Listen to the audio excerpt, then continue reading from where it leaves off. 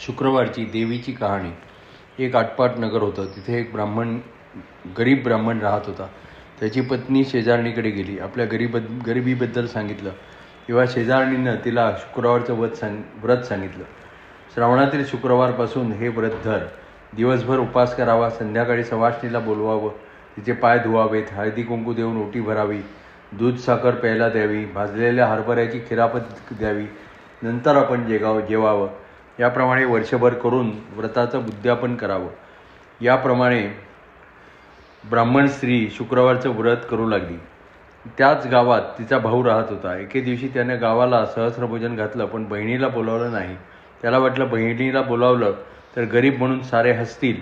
अनेक मंडळी येऊन भोजन करून जात होती. बहिणीने विचार केला, भाऊ आपल्याला बोलवायला विसरला असेल. भावाच्या घरी जायला काय हरकत आहे. ती मुलांना घेऊन भावाच्या घरी गेली व पानावर बसली. शेजारच्या पानांवर मुलांना बसवलं. भाऊ वाढता वाढता तिच्या पानाशी आला. तिला म्हणाला, ताई तू गरीब, तुला वस्त्र नाही, पात्र नाही, दागिने नाहीत.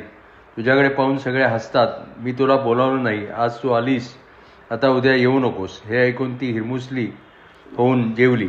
मुलांना घेऊन घरी आली. दुसऱ्या दिवशी मुलांनी मामाकडे जेवायला जाण्याचा हट्ट केला.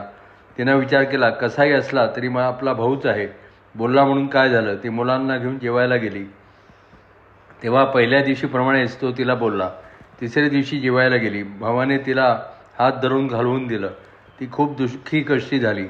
देवाची प्रार्थना केली. देवाला तिची दया आली. नंतर तिला सुखाचे दिवस आले. 1 वर्ष निघून गेले. तशी तिची गरिबी गेली. ती श्रीमंत झाली. देवीची तिच्यावर कृपा झाली. शुक्रवारचं उद्यापन करायचं म्हणून भावाला जेवायला बोलावलं. भाऊ मनात ओशाळला व म्हणाला, ताई तू उद्या माझ्या घरी जेवायला ये. तू नाही आलीस तर मी काही तुझ्या घरी येणार नाही. ती हो म्हणाली. भावाच्या मनातलं कारण तिनं ओळखलं. दुसऱ्या दिवशी दागदागिने घालून उंची पैठणी नेसून भावाकडे जेवायला गेली. भावाने मोठ्या प्रेमानं आणि आदराने तिला पानावर बसवलं. ताईनं आपली शाल जोडी काढली व बसल्या पाटावर ठेवली. भावानं विचार केला, उकडत असेल तर दागदागिने काढून पाटावर ठेवले. भावानं विचार केला, जड म्हणून काढत असेल. नंतर ताईनं भात कालवला. मोठा घास उचलून सरीवर ठेवला. एक एक पक्वान्नाचा घास एक एक दागिन्यावर ठेवत गेली.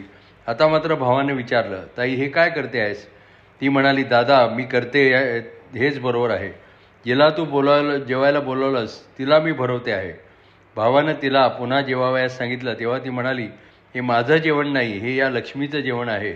माझं जेवण होतं ते मी सहस्रभोजनाच्या दिवशी